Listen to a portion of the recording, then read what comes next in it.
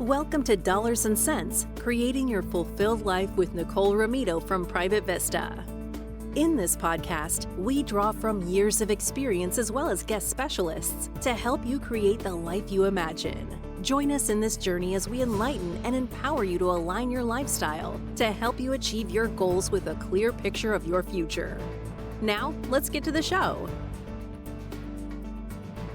And welcome back to the Dollars and Cents podcast with your host, Nicole Romito. Nicole, it's good to see you. Good to see you, Bill. So how you How doing? are you today? I'm good. I'm really good. How are you? I'm good. I'm experiencing a little breaks in my brain operating patterns, but otherwise I'm pretty good. What's on the table today? Yes. What's on the table today? I think anyone who knows me I am super jazzed about elevating women. And we have in studio with me today is Jody LaVoie. As we have our two-part in March, we are highlighting Women's History Month. And it is also International Women's Day on March 8th. And to celebrate that, I've invited on a couple of women who are doing it their own way and knocking it out of the park. So that's why I have Jody in studio with me today. Hi, Jody. Welcome. Hello, Nicole and Bill. Happy to be here. And wow, happy to be part of that illustrious group of women. Yeah, we're all fabulous, right? You and I at least are at the point in our life where we are loud and proud, right? No more shrinking. That is right, for sure. Yes. Although I would say your shrinking phase ended many years ago. And Jody, thanks for joining us today. Before we get into what I know is going to be a wonderful conversation, I just want to give a little bit of a bio for our listeners. As I mentioned, Jody LaVoie is in studio with me today. She's a coach, speaker, and fierce believer that even life's toughest chapters can lead somewhere meaningful. Widowed in 2014, she went from grieving spouse to chairman and solo parent of 3 daughters, later selling the family's multimillion-dollar company. Now she spends her days helping leaders and widows find their footing, trust themselves again, and figure out what comes next. So Jody, on that note, again, welcome. As I mentioned, we're highlighting women who they're working through, for you, I would probably say the toughest life situations to be thrown in. And you had a lot of, if any one of these on their own would have been daunting, but to try to keep all these plates spinning in the air, I'm just impressed that you're sitting upright here and talking with me today. Why don't we start off for our listeners, if you don't mind, sharing your story, because it really highlights how life can and does change in an instant. Absolutely. And gosh, the spinning plate illustration is real. And I did break my fair share of plates, Nicole and everyone. So you will hear about some of those. You're amazing, but you're still human, right? That's right. That's right. Gosh, my life changed in an instant in 2014. So I was a stay-at-home mom of 3 daughters who were 9, 12, and 15, and beautiful summer day. And like most stay-at-home moms, like jetting my kids to various things and trying to fit a moment in for me. And the doorbell rang. And I looked out the peephole and there was a police officer standing at my home door, a local police officer. And I opened it. And frankly, I didn't think any of it because I don't know why they'd be there. But he looked at me and he said, "Jody, your husband has been gravely injured. Can you please call this number?" And I'm like, of course I can call the number, but what happened? Right. He would tell me nothing, Nicole. Terrible. He just kept repeating, "Call this number." So finally I grabbed the piece of paper and I'm like, okay, I'm going to call the number. I called the number. It's a Chicago police officer who also did not tell me what happened. Oh my gosh. He just said, "Your husband is in surgery. Can you get a ride downtown?" And my first thought was, my husband used to like to walk downtown Chicago to his meetings. I'm like, maybe he got hit by a car or something on the way to a meeting. And he wouldn't tell me what happened. And I'm like, of course I can get a ride downtown. I hang up the phone and I'm nervous and scared and bewildered and all of those things. And my next phone call 3 minutes later, Nicole, was from the press, who Oh, told me my husband had been shot at work and asked if I had a comment. That was it. And I'm wow. like outside in front of my house, and I'm Oh like, my I don't know what to gosh. say to that. I've never been asked that question. So I guess like on the movies, I'm like, no comment and hang up. Oh, And then my head is spinning. I have two kids inside the house, and I've got to get downtown, and my dad's coming to pick me up. And mm, I didn't tell my kids what the press said because that's what the press said. I don't know what happened. And so right. I just told them, Daddy's been hurt. He's in surgery. Grandpa's coming to pick me up. Nana's going to come and be with you all, and I'm going to go downtown. And that was the last I saw my kids for 3 days because I was then downtown Wow. caring for my husband. So he had been shot by an employee that he had demoted a few days prior. And that employee came back to the office and shot my husband and killed himself. And Jeez. yeah, Wow. this is stuff we see on TV. Right? Oh You my don't expect gosh. it's ever going to happen to You. anyone you know. Right. And I don't know. I was in a state of shock for Uh, sure. Of course. Yeah. At a minimum. Yeah. And Wow. so I got downtown. He was in surgery and he survived that surgery. And however, he never regained consciousness. So for 3 months, I was by his bedside, hopeful that he was going to get better Sure. and recover because I thought he made it through The that event. surgery. This is meant to be. He's going to be okay. And Yeah. unfortunately, he was not okay. And I'm sure I had heard this early on in this 3 month process, but it didn't register in my mind until 3 months later when a doctor came in to me and I said, is he going to live? And the doctor said, it depends what you call living. Wow. Wow. Yeah. At which point I'm like, oh boy. And This the doctor isn't told me they good. took Yeah. the entire front lobe of his brain in the early surgery. And I didn't realize that. I'm sure I read it somewhere, maybe, Right. but Maybe. Yeah. it's so much to process. Yeah. Wow. That first day, Nicole, I'm scared for my husband. I'm worried about my kids. Yeah. And the next morning I wake up, I'm like, oh my gosh, I am in charge of our business too, because that was the plan, Nicole. And that was it with the plan was if something happens to Steve, I'm in charge. You're in charge. And, Okay. And were and you that was involved it. in but were you involved in the business? Because I know you mentioned you had 3 Yeah, young daughters.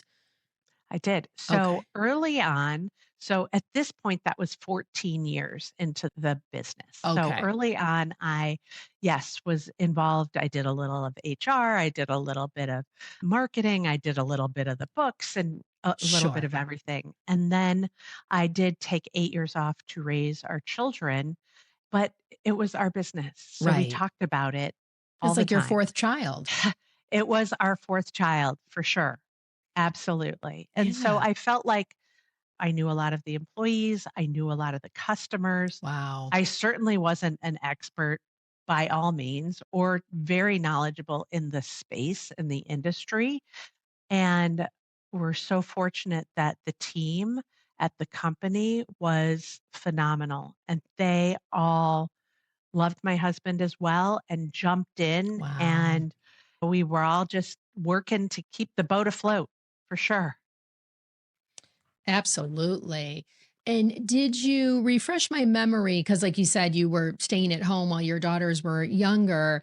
Did you hire then, like someone to be the CEO or president, or were you still in that role? And because you had the team who really cared about the company and stepped up, you didn't need to take that step? Yes, we had lost 2 members of our executive team. So, yes, I Okay. immediately thought, who am I going to get to run the day to day? I'm going to have to Right. hire somebody. And the thought of hiring somebody lasted about 12 hours. And then looking internal within the team, knowing that I had a phenomenal team. And so, yes, promoted somebody from within. Okay. Yeah, because I would think even though you were involved with the business, it is your business. Raising 3 young daughters is more than a full-time job. And then certainly during all of this, you're grieving the very unexpected loss of not only your business partner, but your best friend and life partner. Absolutely. Absolutely. So my official role was chairman. Okay. I was a very Chairperson, hands-on chairperson, chairperson. or That's chairwoman. right, chairwoman. Chairwoman. Yeah, chairwoman always felt weird. I know. I I don't know agree. why. It Like, let's shouldn't, just but it take gender did. out of it, I right? know. Why? Chair, Yeah. chair. We're going with chair. Because we were the largest shareholders. Sure. And we Yeah. had friends and family that had invested. We had not taken any outside money. Okay. And not only is it responsible for the employees and their families and their life and income, but friends and families' investments, and about 75% of our money is in the business as Wow. well. And very And typical, so, not a surprise. Very typical that put your money where the mouth is. And if you believe yeah, in it, that is where keep reinvesting to keep growing it. absolutely. And so I guess I feel fortunate I didn't keep that too top of mind. Yeah. Yes, for the employees and the friends and family investors, but I didn't let that fear of, oh my gosh, there's so much riding on this. I guess I didn't let that creep in for whatever reason. I think it is the wonders of how our brain works, right? And it does Yeah. suppress certain things so that you can stay upright and keep doing what you need to do. I mean, and I think this would be a great way for you to share, because what you're currently doing is you were fortunate enough to have people that you already knew and were integrated into the company step up. And then you ultimately ended up selling the company. But how did you do all this while you were still trying to move through your grief of losing Steve? Yeah, I will say I did not do a great job with my grief. And In fact, how, I put everybody first uh, as every mother, business yeah, owner, like putting every ourselves woman last. does, right? Yes, please do not do that. And it literally was affecting my health. I'm My heart sure. started skipping beats. Oh I my was gosh. worried if I was going to have a heart attack. My therapist was like, no, Jody, this is just stress. Okay. But 2 years after I sold the business, and I don't think you know this, Nicole, but my breast cancer came back for the second time. Did I'm a it time breast that? cancer Oh survivor. my gosh. And I firmly believe it was that level of stress that I did not manage I would believe during that that too. time Yeah. that certainly influenced that coming back. Yeah. Yeah. Wow. That's even another, again, if you just had to deal with that on its own, that's a lot. Yeah. And I looked at each I problem, Yeah. issue that surfaced. I couldn't take everything in its entirety. I was just like, No. okay, what is this one thing? I'm going to do that one thing. And then I'm Yeah. going to move on this thing. And because otherwise it's too scary. Right. Projecting like all the what ifs or what coulds in the future. Yeah. And so I got very good. And not that this is the best, but I really compartmentalized my life. I'm Yeah. like, I am at work. When I'm at work, I'm at work. And I'm going to know that my kids are in great hands with family. And I hired a nanny that had also lost her dad, which I thought was a great perspective for my kids to Oh, have that kind of right. support. And when I was home, I did my best to be really present and home with my kids, but they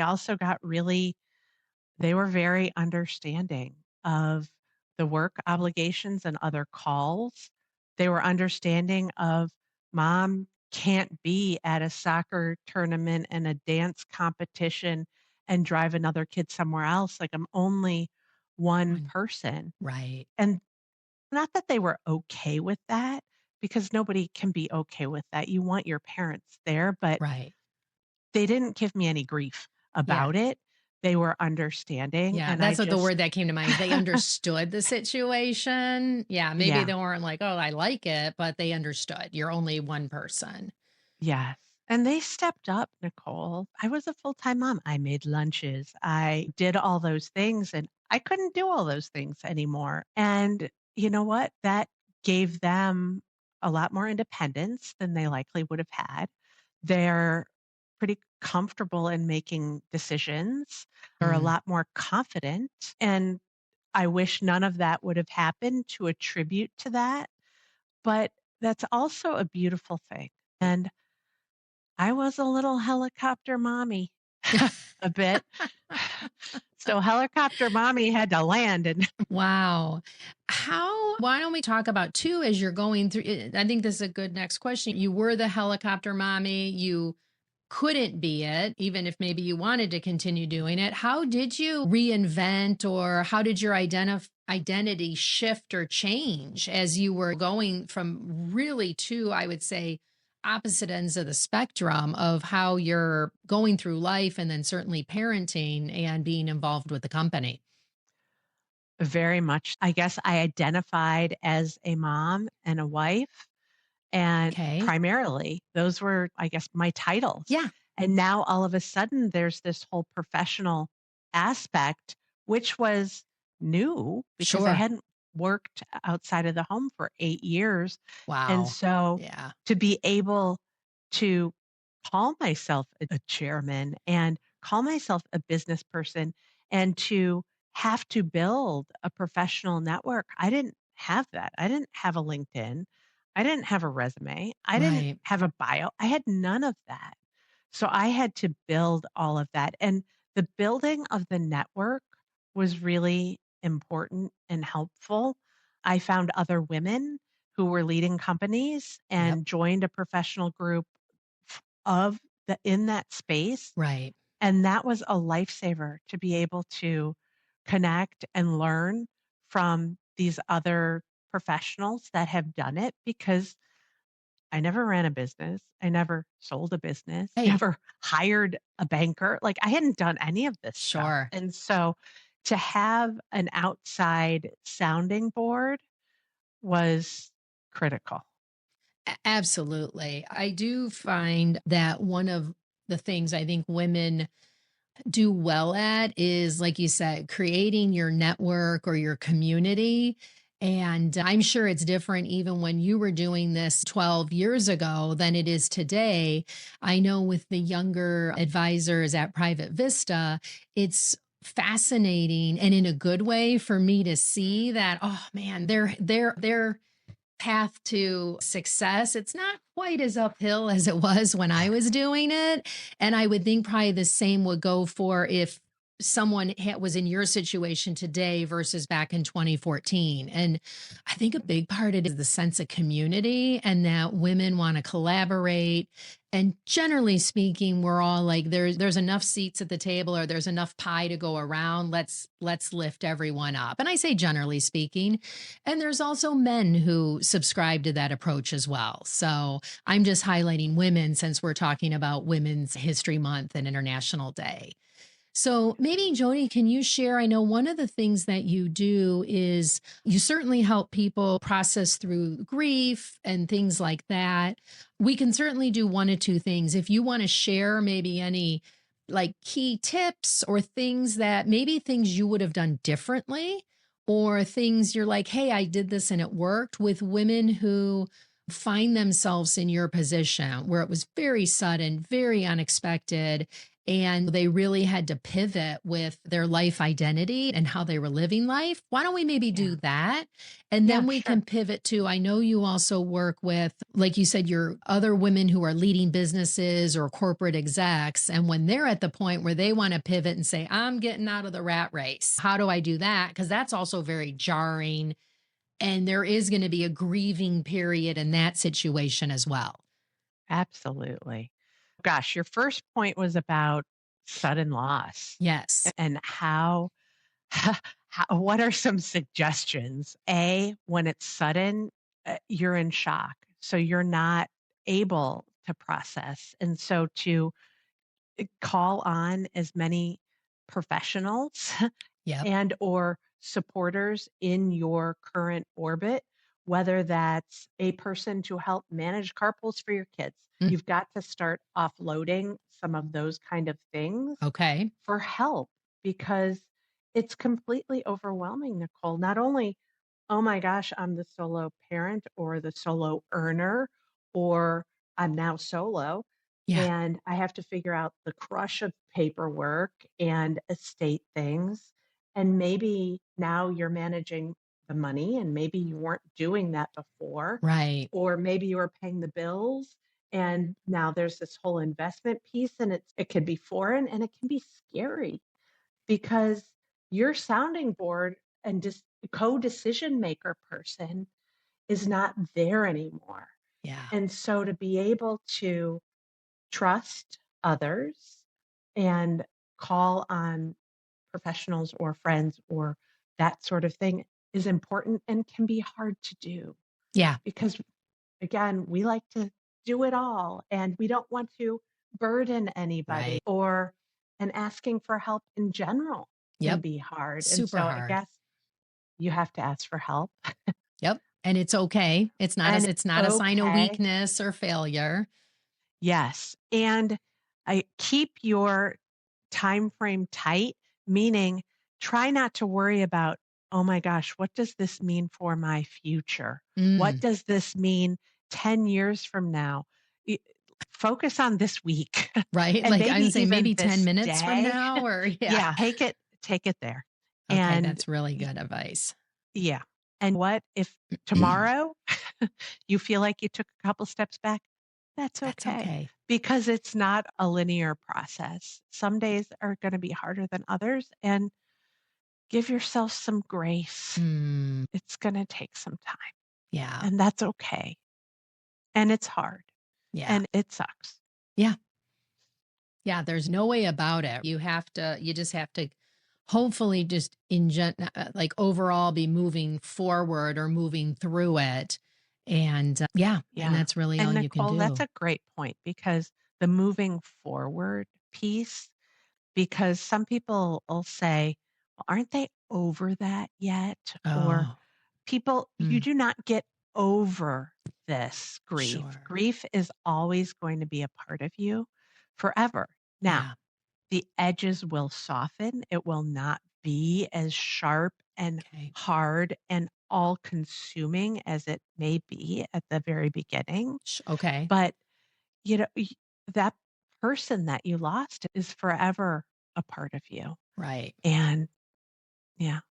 And especially when you have kids, right? Because then you've got a part of them that you're still seeing and you still that you don't want them to forget their other parent. So Yeah.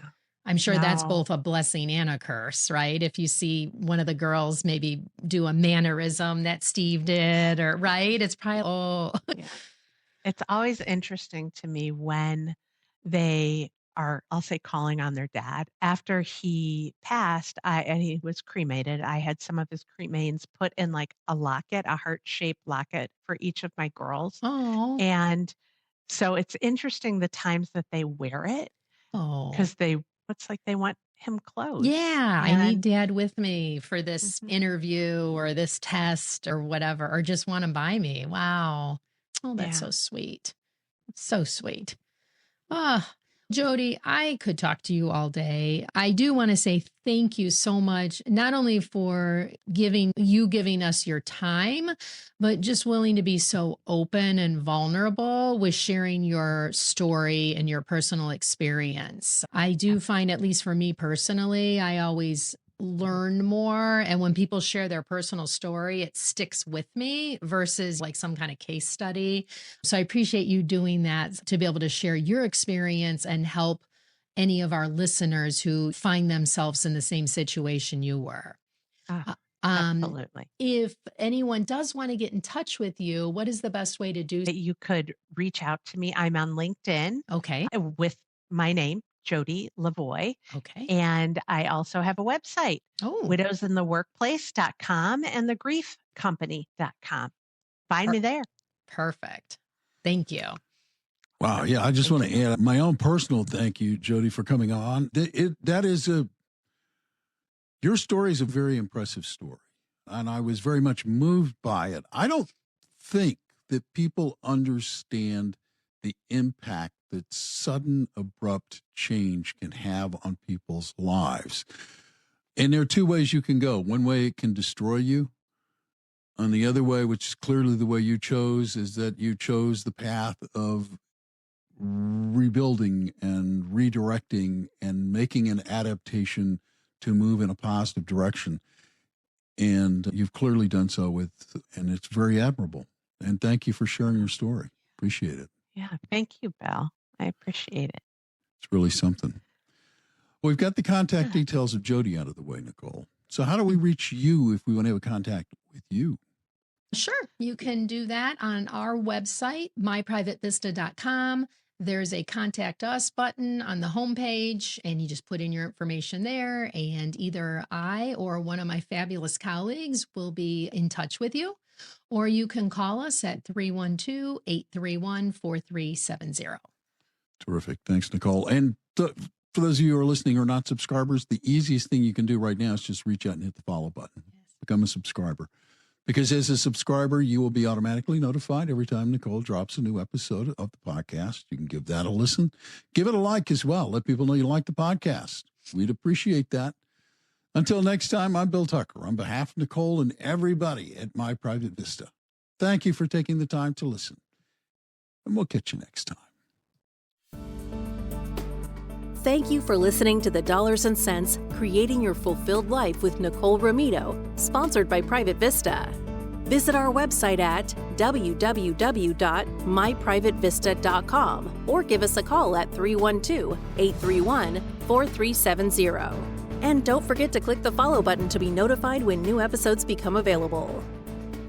Private Vista is a group comprised of investment professionals registered with Hightower Advisors, LLC, an SEC-registered investment advisor. Advisory services are offered through Hightower Advisors, LLC. This is not an offer to buy or sell securities. No investment process is free of risk, and there is no guarantee that the investment process or the investment opportunities referenced herein will be profitable. Past performance is neither indicative nor a guarantee of future results. The investment opportunities referenced herein may not be suitable for all investors. All data or other information referenced herein is from sources believed to be reliable. Any opinions, news, research, analyses, prices, or other data or information contained in this presentation is provided as general market commentary and does not constitute investment advice. Private Vista and Hightower Advisors, LLC, or any of its affiliates make no representations or warranties expressed or implied as to the accuracy or completeness of the information or for statements or errors or omissions, or results obtained from the use of this information. Private Vista and Hightower Advisors, LLC assume no liability for action made or taken in reliance on or relating in any way to this information. The information is provided as of the date referenced. Such data and other information are subject to changes without notice. This was created for informational purposes only. The opinions expressed herein are solely those of the authors and do not represent those of Hightower Advisors, LLC, or any of its affiliates.